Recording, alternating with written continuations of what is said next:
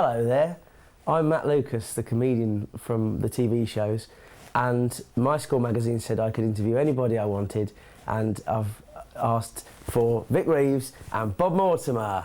Hello. Don't be nervous. I'm not nervous, I'm all right, I'm okay. Good. I wanted to ask you both what you were doing before Big Night Out, what led up to that? Well, before that, I was at art school. Right. And when I came out of that, I wanted to do some kind of performance art, which led gently into the Big Night Out, which was not called the Big Night Out then, it was called Vic Reeves Variety Palladium. A bloke called Colin Broster had a comedy show on, and he'd book comics and put them on every week. So he said, I'm going to pack this in and I want to take over? So I said, right, I'll take over. But I'd never been to a comedy show, so I didn't know how to book them. And I thought, if I do it all myself, I can take all the money from the door, right, and I don't have to bother trying to book people. So I just made it all up, and I changed it every week. And is that how Vic Reeves was born? Did you perform under that name? Yeah. Where did that name come from? I was watching a Vic Damone film, I think. I was sitting at home in my council flat one afternoon, and I thought, I'll just make a name up.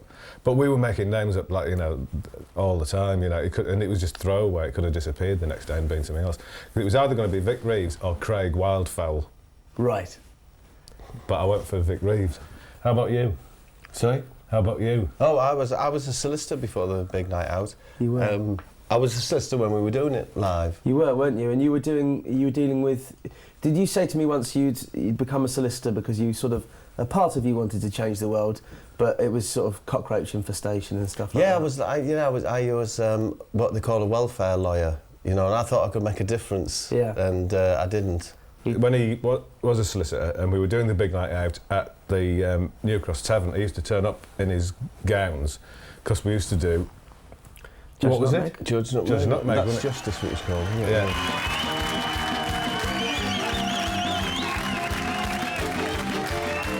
And then he'd go back and go to court the next day, and he was told to get out by the judge because his outfit stunk and was generally covered in some filth that we were throwing about on the stage. Oh, really? Yeah. Oh, yeah! Let all people who have any manner of business before the twisted court of Judge Nutmeg gather forth and give me your attention! Right, Jingo, what do we want? When we did the Big Night Out on the telly, I just took, I think, 10 weeks off work, and then I was going to go back to work. That's right, yeah. So I never moved, but I just never ever went back, and I never had the wherewithal to actually phone up and say I am not coming back. So they're still waiting. In the wheel of justice, see how fast the bastard turns. I went to, I don't know whether there's a first or second Vic Reeves Big Night Out when Right. Jim was doing it at the Goldsmiths Tavern. It was Yeah. in a little room upstairs. And if my memory serves me right, when I went, I think there was somewhere between 8 and 12 people there. Well, probably mostly people you knew, Jim, whatever. Yeah. But every person who went, invariably next week, brought people with them. So it went from 11, 20, 40, 100, just bang, like that, and we moved downstairs to a bigger room. This was at a time when the comedy was just called not dull and political stuff, and so, which is fine, but it's not my cup of tea. And it was gobsmacking. It was absolutely fantastic. You got really evangelical about it. Everyone, you became fanatical. You've got to come and see this fella. Glenn Tilbrook took me to see him. He said, "You've got to see this guy, it's really funny." And I really liked it. And also, I remember going back to Vic's house and seeing his artwork. He's a brilliant artist. Let's have a look at the back, shall we? That's it, yeah. Right, Jingo, it's in Technicolor. That's the thing that drew me to him. That's why I thought this guy is great. He's a great artist, who happens to be very funny as well. How much work did you do during the week? Did this become your week's work then? Did you have another job at the same time? No, that's all I did. I would sit at my kitchen table and make things all week, like with cardboard and bits of cloth and that, and then wheel it all up. I used to have a wheelbarrow that I used to take things back and forth into the gig.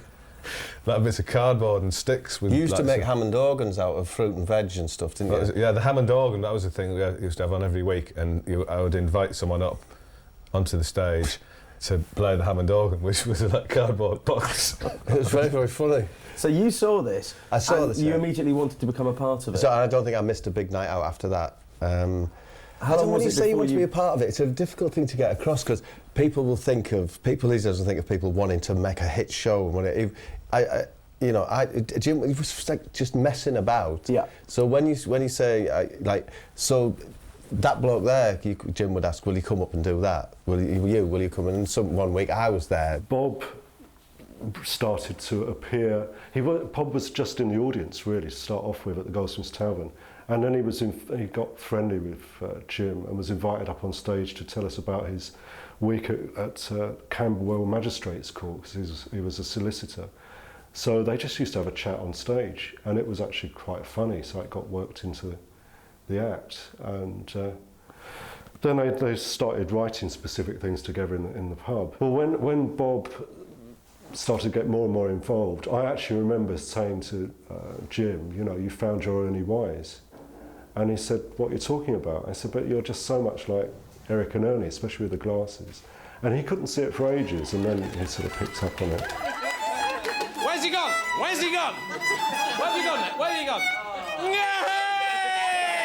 They've got elements of Eric Morecambe and Spike Milligan in them, but the great thing is that they're themselves all the time. You know, it'd be no good if you were an Eric Morecambe impersonator or a Spike Milligan impersonator. Not that you could be that, but they have elements of those things. But then they're completely their own thing, and they're invented their own. And it's also that there's elements of Salvador Dali in there. You know.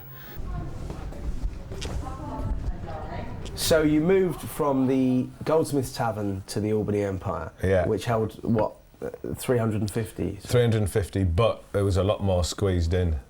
And that's a big leap, isn't it, from about 60 in the Goldsmiths Tavern? Yeah. And then we thought, well, we're going to have to, you know, it's not just our mates now, we have to, you know, because at one point you told me, the people from Hull have come down. The first time I saw Big Night Out, and Charlie Higson had told me that he'd been to the Albany Empire. And he was infusing about these two northerners. He said he must come down, and he tried to describe what he'd seen. And he got as far as a brie flattener, and I assume it was Bob, what it was, because I subsequently saw it. And Bob had flattened a bit of brie on a carpet tile, and that was enough for me. As soon as I heard that some brie had been flattened onto a bit, only barely covered the carpet tile, I thought, that's the stuff. Are you going to regurgitate the shrugs to numbers? Only certain numbers. Right, and they are? The numbers 1, 2 and 3. All right then. You want me to give the numbers? If you want him to regurgitate, I need the regurgitate the amount of shrugs. The amount of shrugs to the number that I give? No, he regurgitates a shrimp on hearing any of the numbers 1, 2 or 3. All right then. 1. Very good. 3. What? Very good indeed. When I first saw Big Night Out, it was one of those things you just thought, this is really, really funny, but you couldn't really describe it to anyone or explain why it was funny. It was just very bizarre. It was very clear that this was someone who had a very strong style of their own and was not trying to copy anyone else. I'm going to do a performance piece tonight. I'm going to play the part of the proletariat, right, the cheeky cockney barrow boy. And I'm going to take the part of the oppressor. I'm going to be a police officer in a police tug. But wait, Nick. The police in the police tug, right? I as the cockney barrow boy, but also as the whale, and in the rainforest. We still do a 3-hour show, which changed every week. We'd rewrite, but we had, you know, stock things in it, which never transferred to the television. There was the 3 scrutineers, which was Bob, Mickey, and Kingy, and we were like the 3 musketeers. We had musketeers hats on, didn't we? But we were scrutineers. The 3 scrutineers, that's right. Yeah. And we'd ask each other what we'd been looking at this week. And I was banana, wasn't I? And I just, whenever I answered anything, I had a banana on me. This week, I've been scrutinising the orphans who've been coming out of the orphan home. The truth of it is, Matt, we've always wanted to do the scrutineers again, but we can't actually quite remember what to do.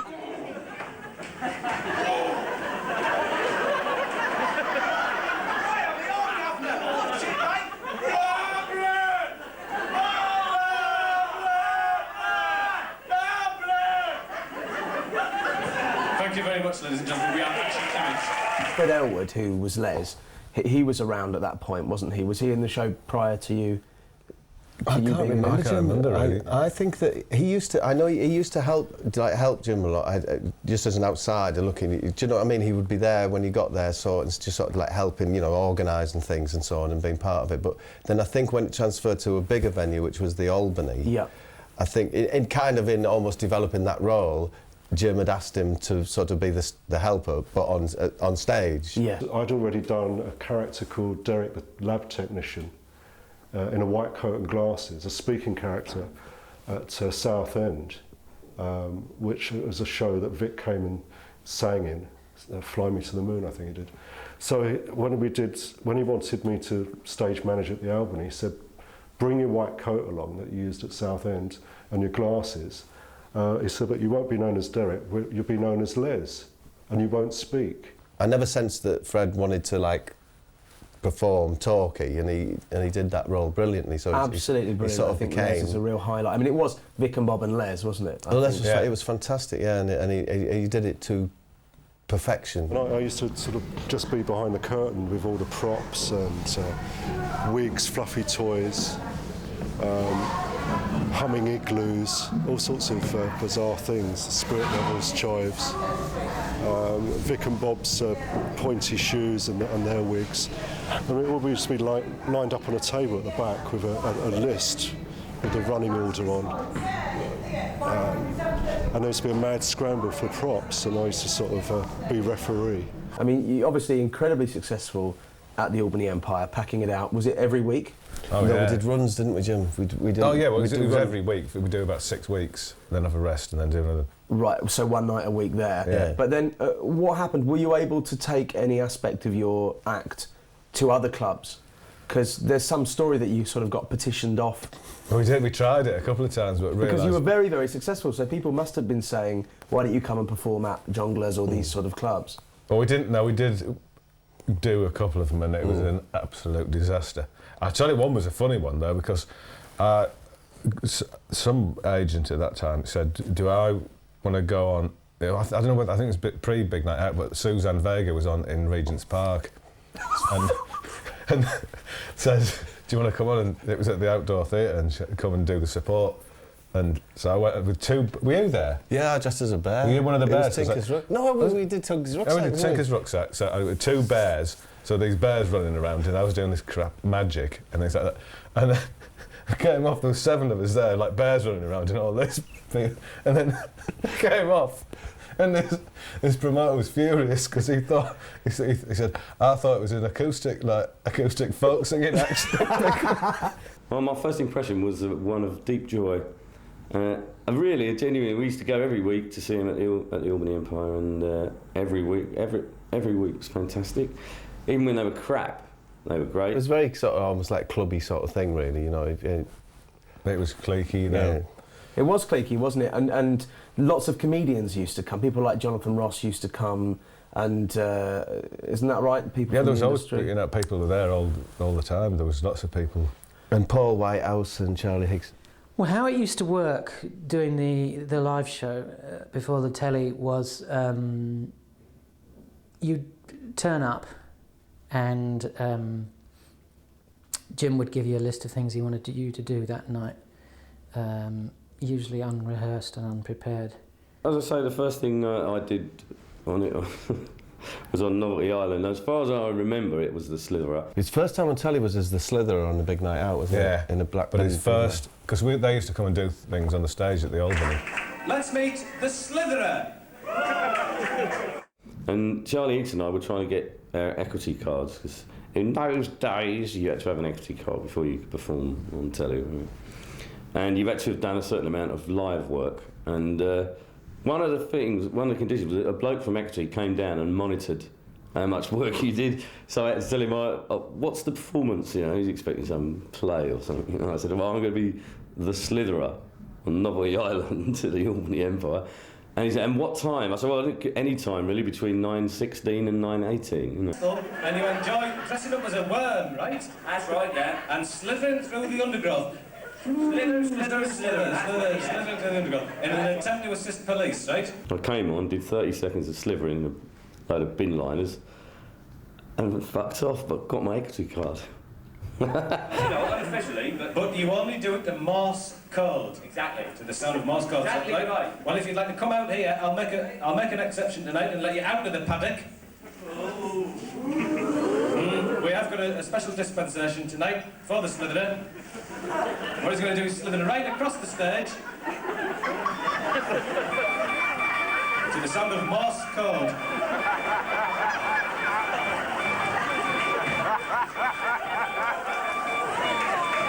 And then it goes. But that was sort of fill-in stuff. We had him doing Tanita Tickeram's dream sequence where Higson was up a ladder pouring stuff into He was throwing dog food into a paddling pool. I was Tanita Tickeram and someone else was Rick Wakeman. It may have been Paul, I can't remember. Whilst someone else was in the middle of the stage trying to force a leg of lamb into an acoustic guitar. It went on for hours.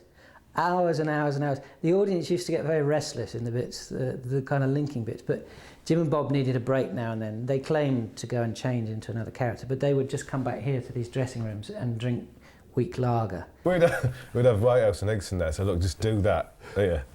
We'll be back in a minute while we get changed. It was somewhere here that I was Tanita Tickeram, with Rick Wakeman playing a lilo.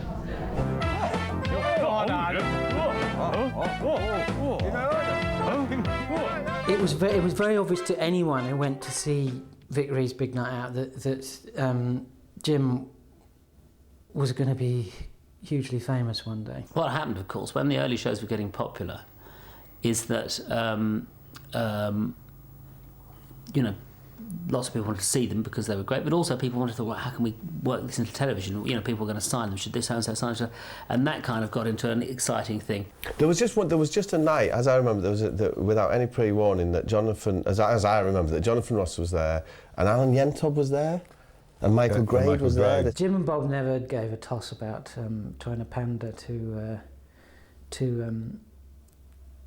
the media types. I mean, they'd be more likely to take the piss out of anyone important turning up than lick their arses. Knowing what you know now with hindsight, you realise that telly people would be really interested, but to us it was gobsmacking. But you realise now that yes, people are always looking. So you never even dreamed that you could do this on television? It just wasn't part No, of it was nothing more. It was it kind of was. It was the highlight of the week for me. You know, like it was just Thursday night. You got very drunk. It was cool. It was just that's as far as it went. Jonathan Ross and myself, we'd started Channel X to do the Last Resort talk show, and we've been doing that for a couple of years and doing other bits and pieces. And when we went down to Deptford to see, you know, the Big Night Out, we just thought this would possibly, you know, make a fantastic TV show. And we didn't know how. I mean, because it was 3 hours long. It's yourself, no, not me. Since you announced the competition in the popular press, the press is in my hand always. This fetching number here, beautiful. What's that? I'm not quite sure. I can't sort of express too much how much of a fan I was really of it. It was, and Charlie and I were we were quite purist about it, and we thought when they were talking about, you know, doing it on telly, we were like, you have to keep it 3 hours long, this ramshackle nonsense, you know. And I think it was someone at Channel X, I can't remember who, said, no, just do it half hour, and we were like, quite indignant, you know. It's just like, you know, it's like tinkering with smoke on the water or something, you know. I was absolutely appalled that they were saying they were going to do it as a half-hour show. I thought, how can you possibly get the whole essence of this fantastic 3-hour live show into half an hour? I thought you'd have to lose a lot. I love the smell of manure.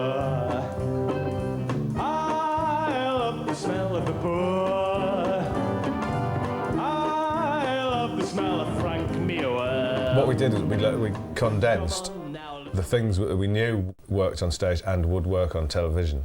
So we had, and you know, because we were used to doing 3-hour shows and we'd ramble on, and we didn't have any there was no time problems with, you know, what we were doing on stage, but we had to get it all crammed into 25 minutes. So we had to rehearse it in respect of that. You also, as far as I know, had very limited time in which to record the shows, is that right? You had sort of 25 minutes, but you only had about an hour in which... I mean, I seem to remember we just used to do straight through. I don't remember ever... I mean, so there's probably other people who could tell you produced it, but I don't remember ever on Big Night Out doing, you know, a pick-up.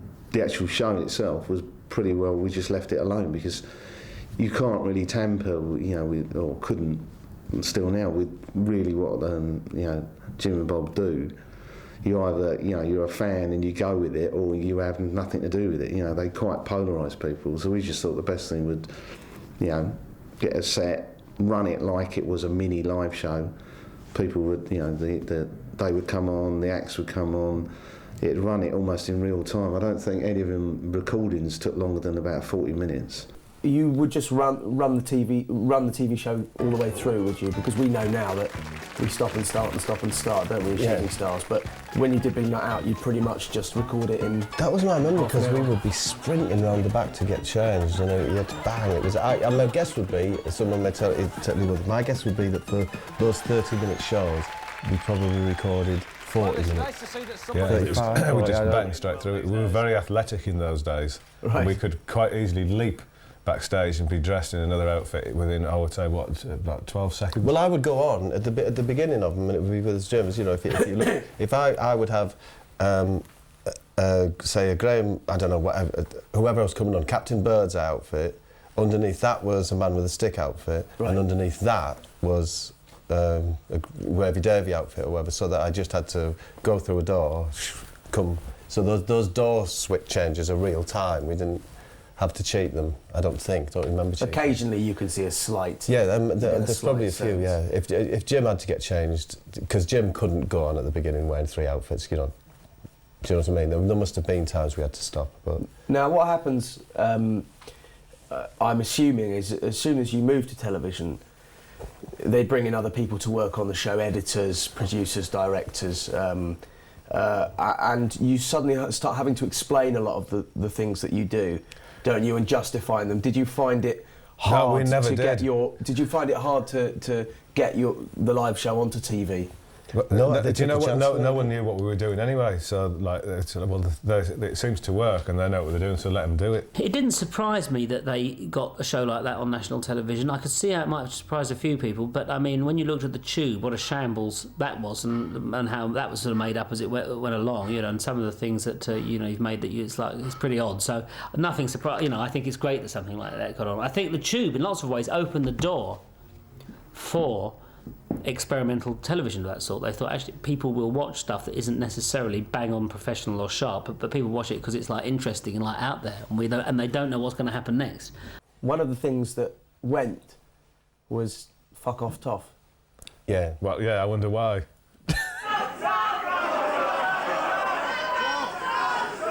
With a friend of theirs called Dorian, who did a character called the Toff, who would basically come on and basically the whole audience would just shout "fuck off, Toff" at him.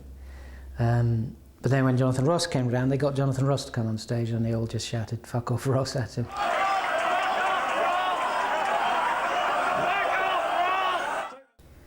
So that was their attitude towards celebrity. How many have you got now then? 3? Fuck off. When we took it onto the TV and condensed it all, it had a bit more sort of a narrative thing. Like, it was my show, but I was, you know, it was Vic Reeves' show, but he was incapable of holding it all together, and everyone else was sort of like doing better than him and picking on him and things like that. Reeves, you neglected to include me in your last show. You forgot you were dealing with Lister.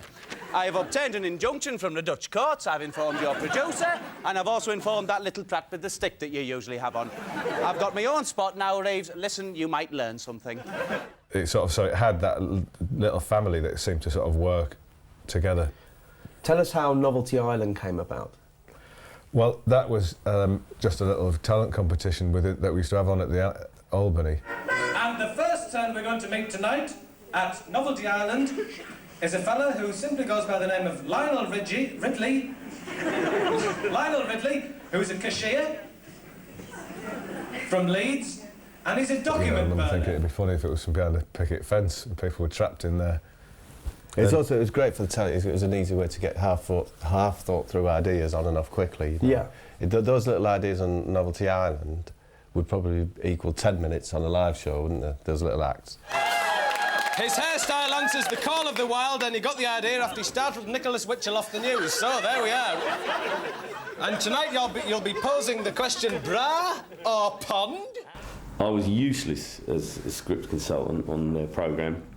I loved doing it. It was a fantastic job. But as I say, I'm a fan, so it was pointless. I'd walk in and just laugh at everything they did, and so I'd always say, "Don't forget to fall over." That was my only tip every week.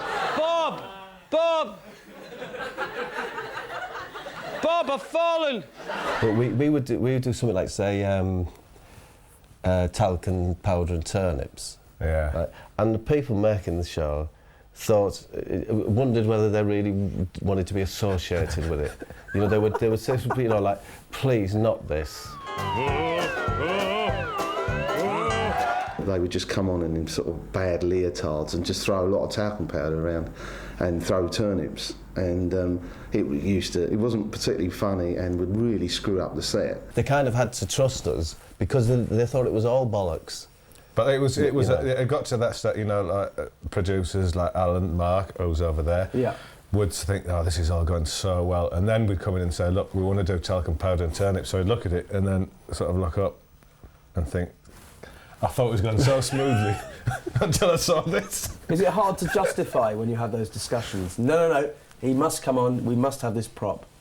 That's all we could do, because you know what I mean, Matt, when I say, like, there's you know, what's worse, a bloke with a stick with a shout on the end of it and, you know, like, on his head, or talcum turnips, you know, they're all, you know, like, no one's worse or better. You can't justify any of them. So, you know, you can't really hold... Talcum turnips was so fine, wasn't it? It was mighty fine, that, Mark. That was...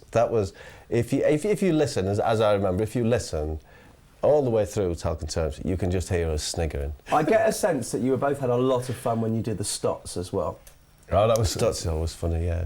That was always good fun. I don't know where they came from. David, you just stop starting. If it goes that way, I'll start on you yourself. Now, who's the guest reviewer?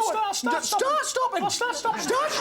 I know where the voice came from, because when I was at school and I used to sort of do canoeing, and there was this bloke who used to come and do the canoeing with us, and he had Donald Stott's voice.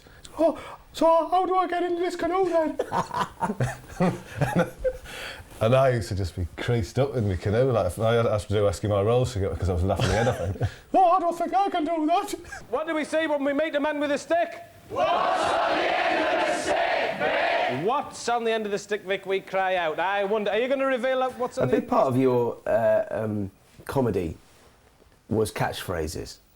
Oh, you had to mention it, didn't you? No, you had to put that wet shirt on. It's a simple thing. You had to mention it. You wouldn't let it lie, would you? It's kind of the worst thing for someone to say to you that, because you think, oh, is that all you see? But that was part of the appeal. Things like you wouldn't let it lie, and Lister had many. You're right fop, aren't you?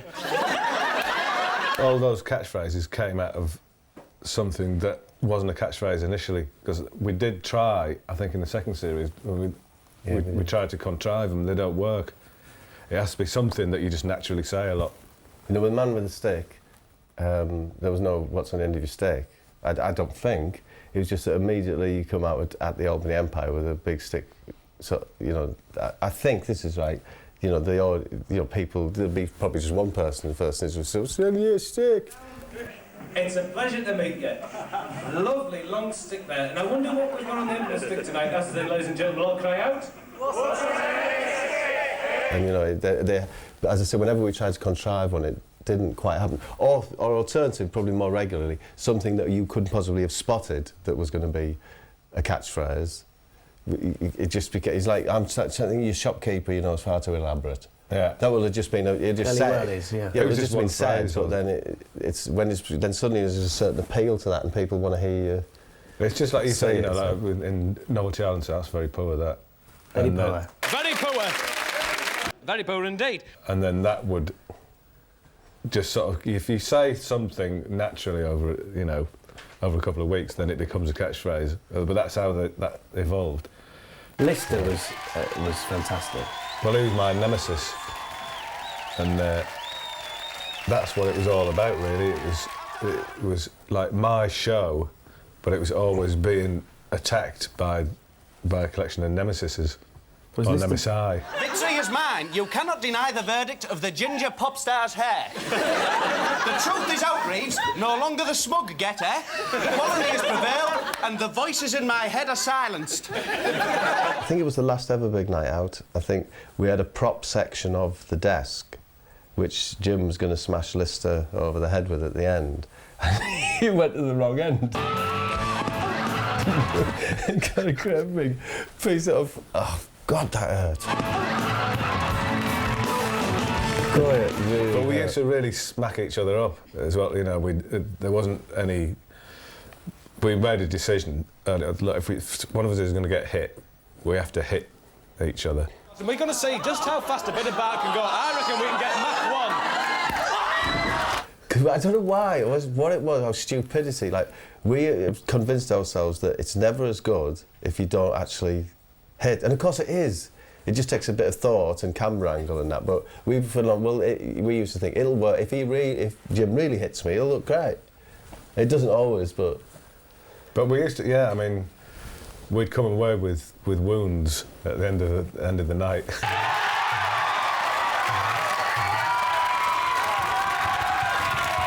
I want to talk a little bit more about Les because he was incredibly popular. Yeah. Part of the show. It was the three of you. Really, Vic and Bob and Les, and when you finished Big Night Out, you didn't work with him anymore. What happened? I don't have any recollection of anything happening. I think it was just simply a case of we wanted the Big Night Out gone, you know, and now it's the smell. But I think always the Stots crept through. We could never get rid in our mind of the Stots, and so in a sense, it was just a clear out really. We'd done the big night out, and that was, we couldn't really feel like we wanted to take it any further, and we wanted to do something else. We wanted to do more of a sketch show. Do you know what I hate most about you, Reeves? What? Your top half.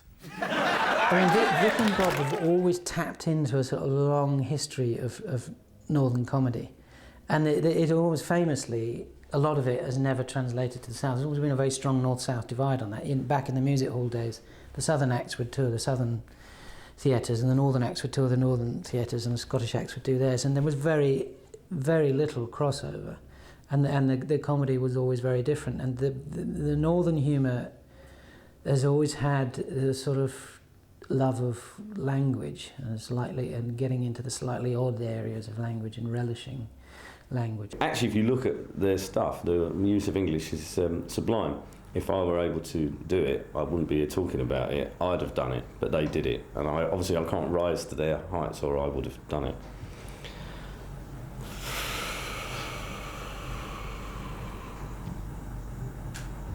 If people would ask the question, was the Big Night Out comedy or performance art? It is comedy, essentially. But what's great about it, it's got one little toe in the water of performance art, and it's got one, but sort of laughing as well, and one toe in the water of sort of surrealist comedy. The funny thing about Big Night Out on the telly is by the time they got to do it on the telly, they'd been doing it live for so long that you could see that they were almost slightly fed up with some of their own catchphrases. You wouldn't let it lie, for instance. Lie. You couldn't let it lie. You couldn't let it lie. Get off with you. It got into such bizarre, over-the-top realms on the TV that you sort of forgot where it had come from, and you could sense that really it was the kind of the full stop at the end of the Big Night Out was to do it on the TV, preserve it in that format, and then move on to something new. I don't know if it ended at the right time. I would like to have seen more Big Nights Out, I think, but they chose to move on, and I don't know why. I don't know what the reasoning behind it was for not doing any more. But we're only 2 series. Yeah. No, obviously I'd like to have seen a lot more. But there you are. I'm going to finish by asking you if you have a favourite memory of Big Night Out. But for me, Big Night Out, I mean, my favourite overall memory, in an overall sense, was I could never get over the sense of wonder when we went into that studio and saw the realisation of some of the props we'd written. Every week that was just a joy to walk in there and see someone's interpretation, because we wouldn't give them much help.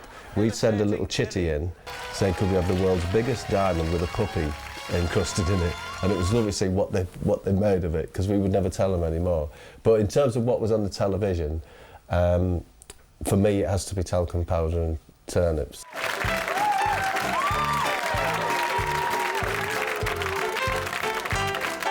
Yourself?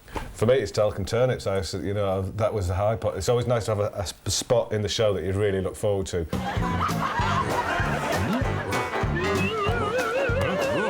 And you can drive it along and wait until you can go and do talcum turnips, because that was the peak. I think it's probably the peak of my entire career.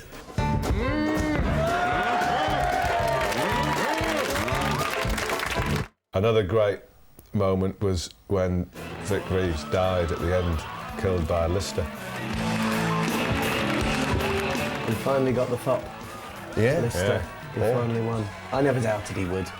He wasn't a man to be messed with. Well, it's always great to be killed off.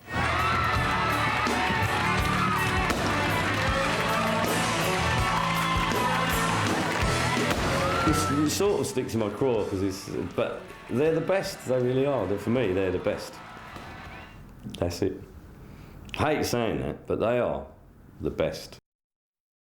Well, thank you both very much indeed. Thank you, Matt, for your interest and your support over the years. Thank you, thank you. Thank you, and goodbye. Thank you, and bye-bye. Well, that's nice, isn't it? Thank you, Matt.